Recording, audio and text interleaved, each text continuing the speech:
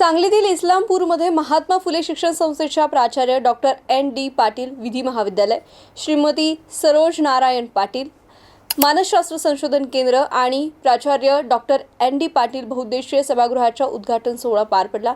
यावेळी उपमुख्यमंत्री अजित पवार यांच्यासह आमदार रोहित पवार, जयंत पाटील, चंद्रकांत पाटील हे नेते देखील उपस्थित होते। यावेळी भाषण करताना अजित पवार यांनी आमदार रोहित पवार यांना लय चुरचूर बोलायला लागला, भावकीकडे लक्ष दिलं म्हणूनच तू आमदार झाला असा टोला लगावला। भाषण करताना आमदार रोहित पवार यांनी 40 लाख रुपये निधीची घोषणा केली। ते म्हणाले, पूर्वी अजित पवार माझ्याकडे लक्ष देत होते। मी अधिवेशनात पहिल्यांदाच भाषण केलं होतं तेव्हा मला अजित पवारांचा फोन आला होता, चांगलं भाषण झालं पण तुझ्यावर सगळ्यांचे डोळे असतात, सगळीकडून कॅमेरे असतात, जरा शर्टचे बटन लावत जा। तेव्हा माझ्यावर बारीक लक्ष होतं, पण आता ते गावकीचा विचार करतात पण भावकीला विसरले आहे असं विधान त्यांनी केलं होतं।